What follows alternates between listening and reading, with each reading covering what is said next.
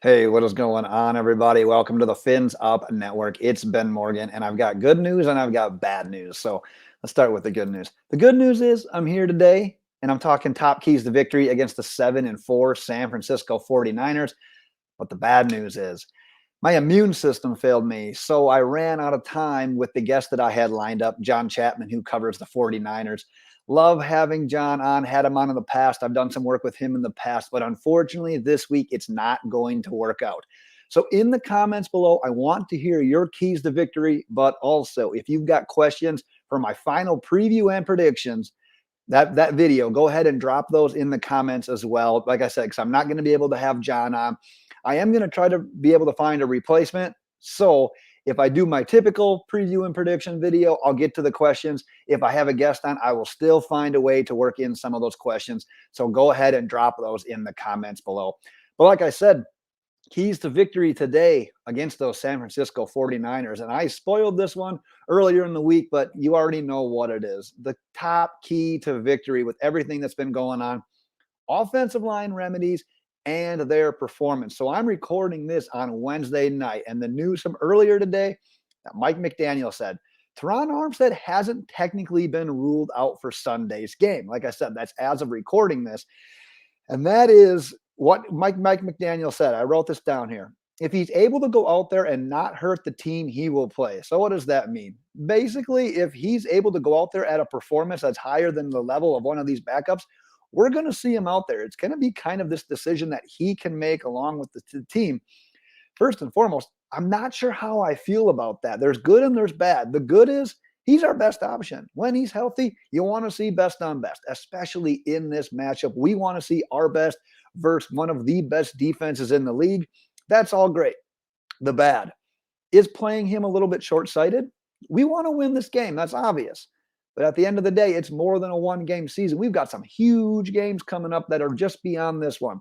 So there is some good and some bad with this potential option. So obviously, a healthy Teron Armstead is the best option. That's the number one remedy, because otherwise it's Greg Little at left tackle, Brandon Shell at right tackle. I'm assuming that. Mike McDaniel said Austin Jackson, very unlikely to play at this point, which, like I said, is Wednesday. So obviously, these two guys I just mentioned aren't starters. We don't really trust them to hold up on their own the way that Teron Armstead would. So what are the remedies? Well, I've got 5 of them. I'm going to go through them quick. Number 1, more 2 tight end sets versus 1 tight end sets. We like playing 11 personnel, 1 running back, 1 tight end. But if you got 2 tight ends out there, obviously that's more opportunity to protect against those edge rushers. You can line them up on the same side. You can have them on opposite sides. More protection for Tua, giving him more than a second and a half to get rid of the ball. Remedy number 2, more Alec Ingold, more Raheem Mostert if he plays, more Jeff Wilson in pass protection. So whether that's chipping, whether that's having him by Tua and picking up a blitzer, a free rusher, more Ingold, more running backs in pass protection. Number 3, more designed rollouts, basically to move the pocket, because edge rushers, what do they want to do? They want to feast off the edges. But if you can do a designed rollout, if you can do play action, you're kind of cutting the field in half with what you can work with, but you're moving that spot, you're moving the pocket, you're taking more time for those edge rushers to get to you. So maybe some more designed rollouts could be a remedy. Number 4, more running back screens. You can keep those edge rushers a little bit honest. You can't let them just fly off the ball every single time. And how do you do that? Well, you let them come in a little bit. You dump one off to the running back. You kill them on a big play. Well, that sticks with them. They're not going to be able to tear off those edges every single time if you beat them with a few screens. And finally, number 5, kind of an obvious one, get the ball out to your playmakers. You preached it all offseason. We want to yak the hell out of teams. We want a yards after a catch. We got Tyreek Hill. We got Jaylen Waddle, some of the shiftiest, best after the catch guys in the league. Get the ball out to them. Let them do work. So there are remedies. And luckily, yes, we've had a full week to prepare. This isn't a mid-game adjustment. The injury to Armstead isn't happening in the middle of this game. So we have a full week to prepare. But we're going to need to find out what works best, because this schedule, obviously, Nick Bosa and the 49ers. You got Khalil Mack, possibly Bosa's brother, if he ends up being healthy, for the Chargers the next week. Oh, and then if Von Miller plays the next week, and you got the Bills pass rush, which is really good. So it's not getting any easier. So that is my number 1 far and away. Number 2 here, I got limit George Kittle. So this offense has a lot of guys to pay attention to. You think of the 49ers, you think stout defense, and then your offense almost takes a bit of a backseat. And I really think a lot of that is chalked up to having Jimmy Garoppolo. He wins games. Look at his starting quarterback win-loss record is pretty impressive, but he's not sexy in the process. But look at these playmakers. Christian McCaffrey, he's a little dinged up, but they got McCaffrey, you got Deebo Samuel, got Brandon Ayuk. But the guy we definitely need to pay attention to is George Kittle, because if you think about typically, who do you get matched up with on tight ends? Quite often it's linebackers. And we know over the last few years, our linebackers do not match up well in pass coverage against tight ends. So then if you decide you want to dedicate a safety to him, well, then all of a sudden you're leaving more space, more one-on-ones for the Deebo Samuels, for the Brandon Ayuks. And we already know it. I mean, George Kittle, it goes without saying, he's one of the best, most dangerous tight ends in the league. And now I want to go back to last week a little bit, because granted, what I'm going to say was in mostly garbage time, but who led the Texans in receiving yards? This is a tight end. This is Jordan Akins, 5 catches, 61 yards, and a touchdown. And you know what? George Kittle isn't having maybe a monster season by his standards this year, but he has the potential to go off at any single point. I'm preaching to the choir here. You know how good that guy is. 2 weeks ago, 6 catches, 84 yards, 2 touchdowns against the Cardinals. If he does that against us, I don't like our odds of winning this near as much as if we can hold him to maybe 3 or 4 catches, keep him around that 50 yards. If he scores, he scores. But if he starts getting multiple touchdowns, probably means that offense is rolling. And Kyle Shanahan has essentially kind of mastered the use of tight end in this offense, in this scheme. And Kittle, and he's the prototype. He is the perfect fit for this.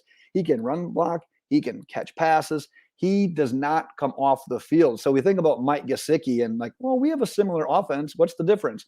Well, Mike Gesicki has to come off the field quite often. George Kittle doesn't have to do that. They have that luxury of keeping him on the field pretty much at all times, and you can't really dictate whether or not they're running or passing the ball. So he is a huge weapon. So like I said, 49ers, lots of playmakers to attempt to limit on offense. Kittle is the key for me due to the sheer matchup issue that he creates with the guys that will be assigned from our team of covering him. Let's go on to my third one.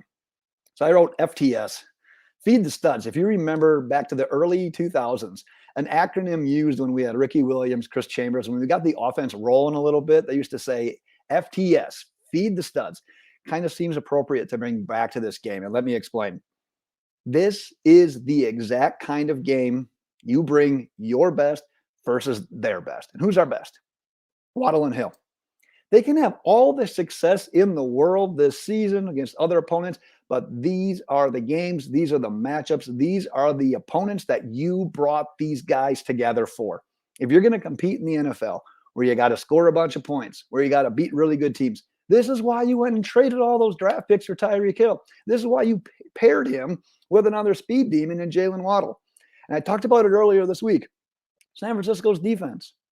You know all these as well. First in points per game, first in yards allowed per game, first in rushing yards allowed per game, first in yards allowed per rush, first in first downs allowed per game. Sorry, that's a lot of first right there. And first in basically the least amount of passing touchdowns allowed all season. This isn't going to be an easy game. They haven't allowed a single point in the second half of the last 4 games. But here we are as Dolphins fans, as media. We're talking about Tua. We're talking about him as an MVP candidate. We talk about his ability to make others around him better, to make offensive line better, to make his playmakers better. So, yeah, we want guys like Teron Armstead to play. We want to have the full squad available. We want our best versus their best.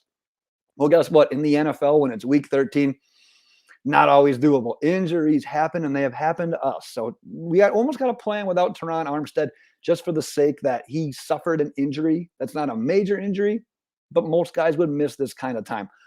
But what better way to make a statement game in an MVP race rather than to go against 49ers? Put together a highlight package against that defense with Jaylen Waddle and Tyreek Hill. We're going to continue to listen. We're going to continue to have naysayers since you know who we recently beat. I'm not breaking news here. Lions, Bears, Browns, Texans. You got the people out there, oh, you haven't played anybody. You're going against chum defenses. I can tell you right now that's not the case, but if we can do that against the 49ers, people are going to know that that's the case. So this offense, specifically Tua, Waddle, Hill, they can go out there, if they can put up an impressive performance while getting this win, guess what's happening? The league's on notice, the media's on notice, the fans are on notice, the MVP voters are on notice. There's huge opportunities for this team on Sunday, and I think you give them a high dose of what you got. You give them a high dose of what's got you here, and that's Tua, Waddle, and Hill. So that's what I've got as 3 keys to victory for myself, Dolphins fans. But like I said, drop yours in the comments below. And then, like I said, I'm not 100% sure what's going on for that final preview and prediction video yet. But to be on the safe side, because I'm going to get to some of the questions regardless, go ahead, drop any questions you may have in the comments, and we will try our best to get those added as well. But that is my time for today, Dolphins fans. And until next time, fins up.